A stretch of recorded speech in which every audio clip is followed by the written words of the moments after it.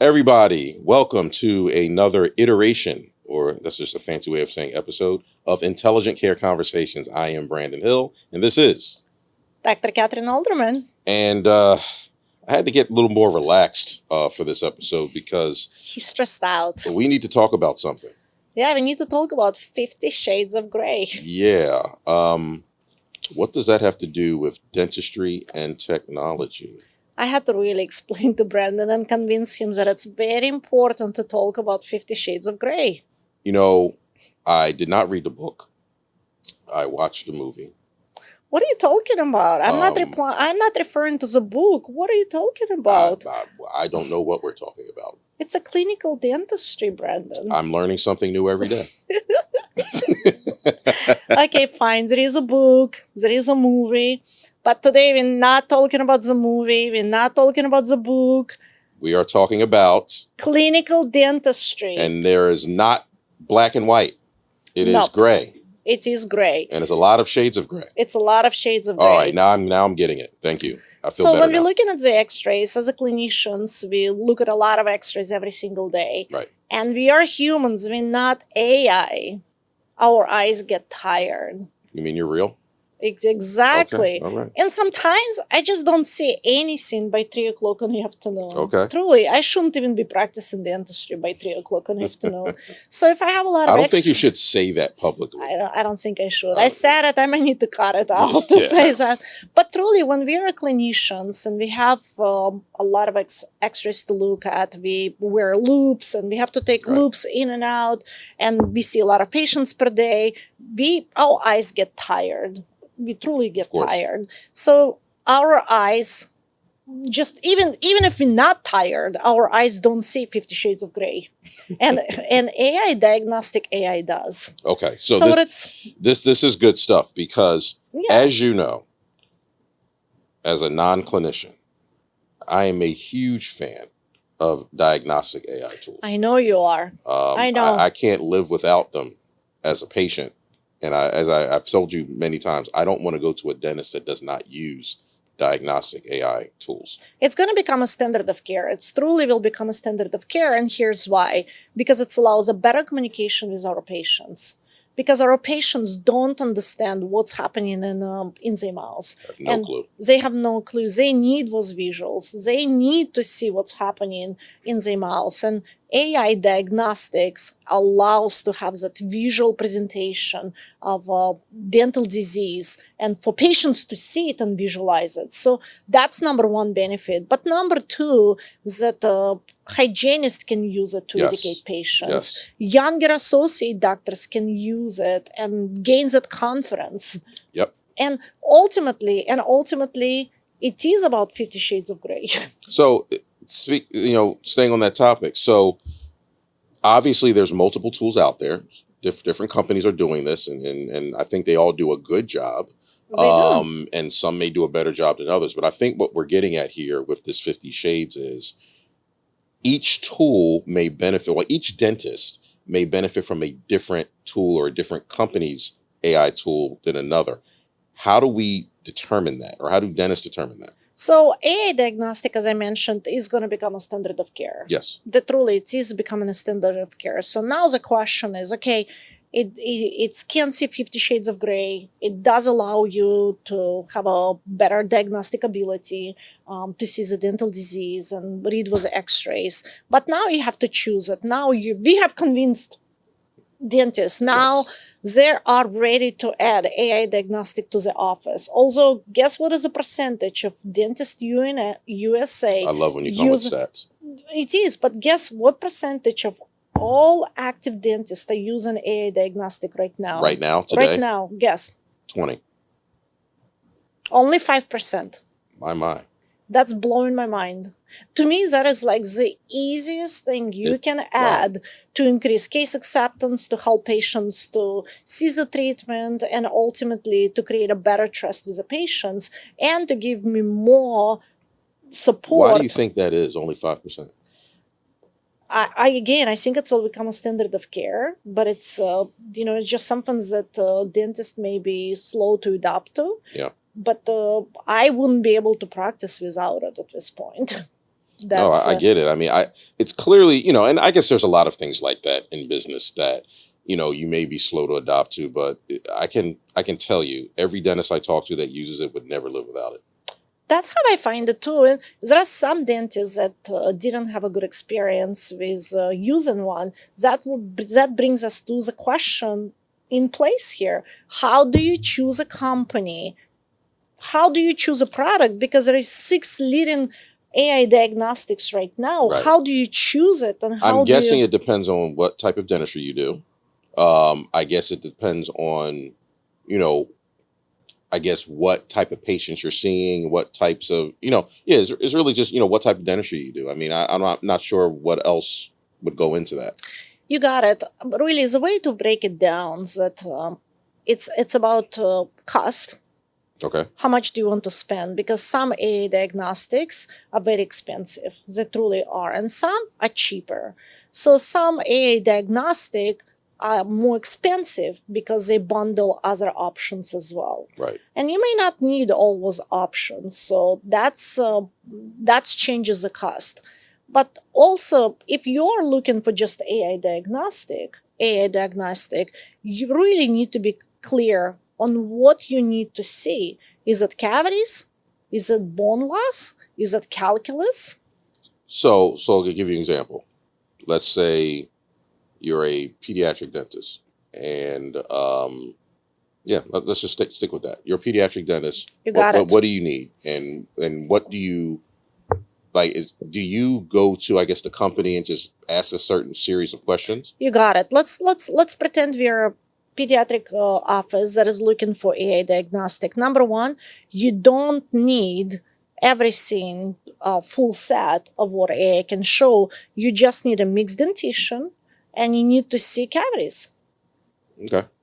That's it. Makes sense. You may be interested in the periapical lesions, but really you don't need a calculus. You don't really need maybe bone loss as much because you're a pediatric doctor. Right. So what you need to ask a company, what features do they offer?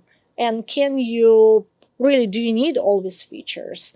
And then another thing you need to know, do they offer it, and what kind of FDA clearance That's they the have? part. That's the FDA part. clearance, that's it is. So let's really zoom in on what is FDA clearance and what does it really mean, and why some AI diagnostic companies are more expensive than others. That's about FDA clearance, and that's all comes down that some companies allow more conditions to be diagnosed, but again, you may not need all these conditions. Let me ask you this: how hard is it for these AI companies to get FDA clearance? Very hard.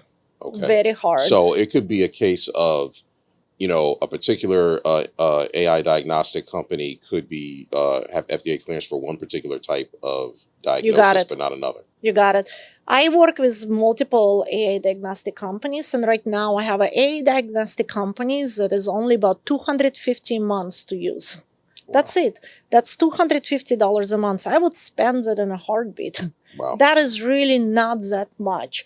But this company only has FDA clearance for cavity detection, bone loss, and calculus. Okay. That's it. So they only have 3 FDA clearances. But if that's all you really need, it's perfect. You got it. Why? It's fine. Oh, don't forget it. It's also integrated with my software, with my PMS system, and with my X-ray system as well. So if I said, okay, so let's put this together. Yep. Whatever type of dentist you are, give me 3 to 5 questions that you must ask these companies to determine if their tool is for you.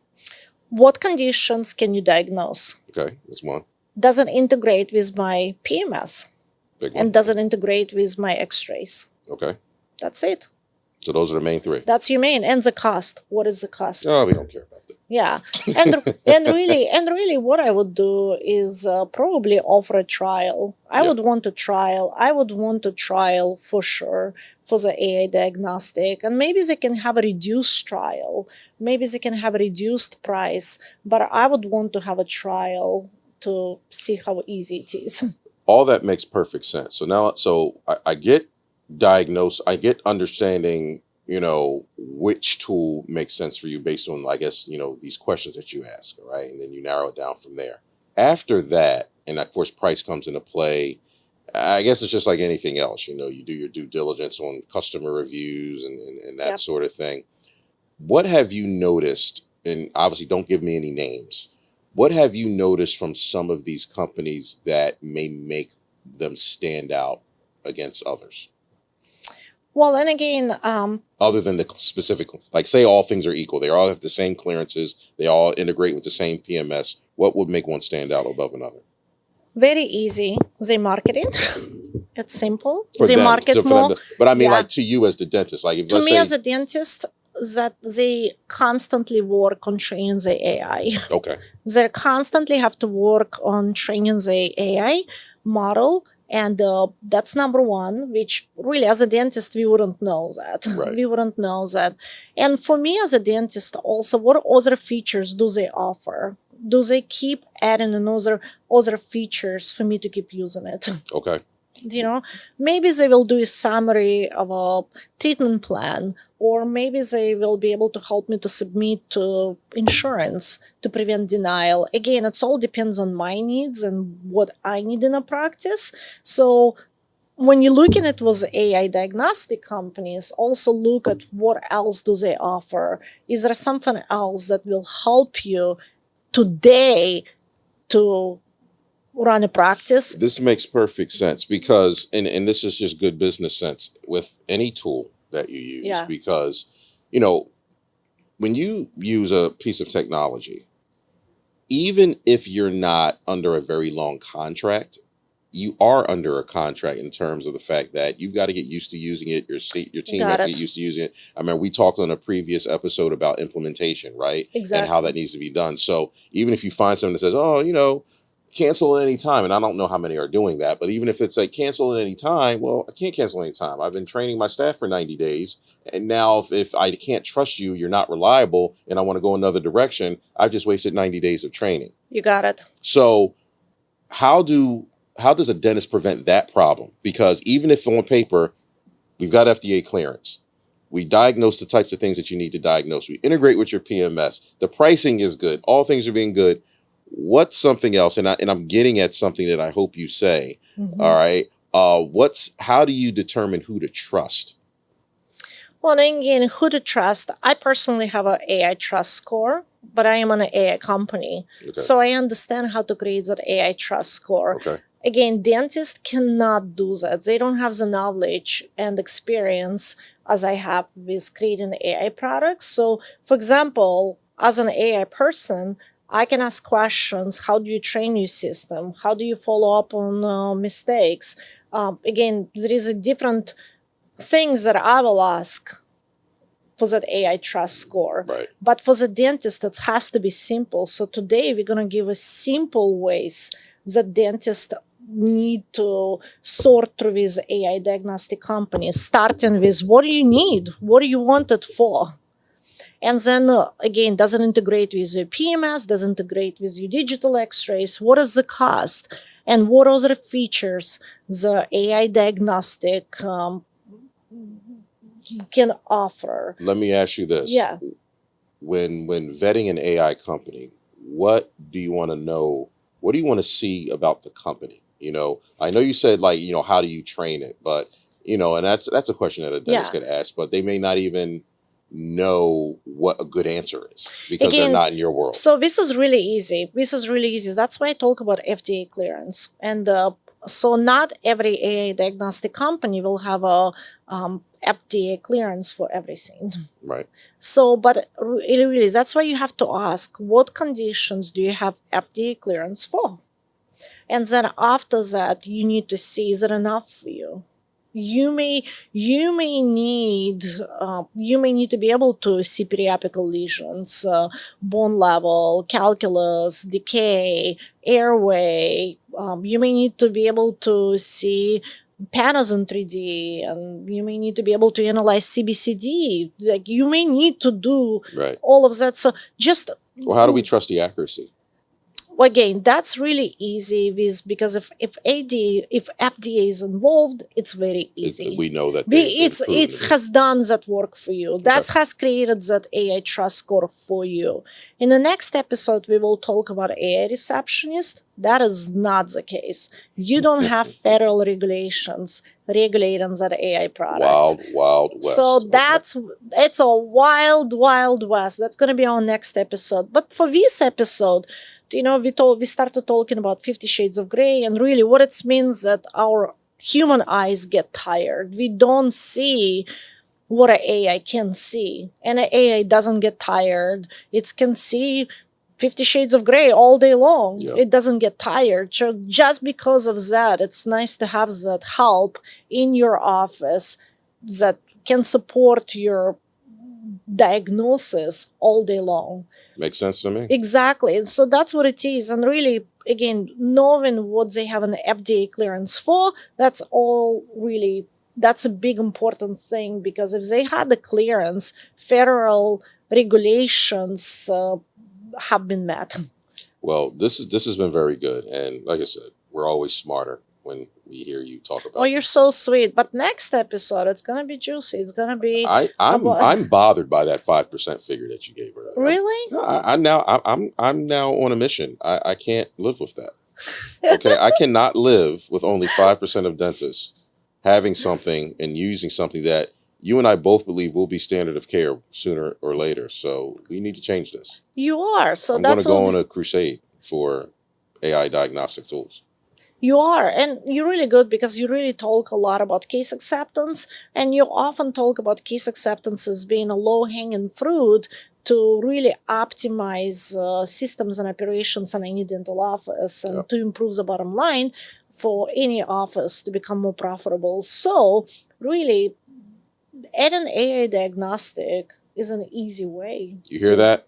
The 95% of you out there that are not doing this.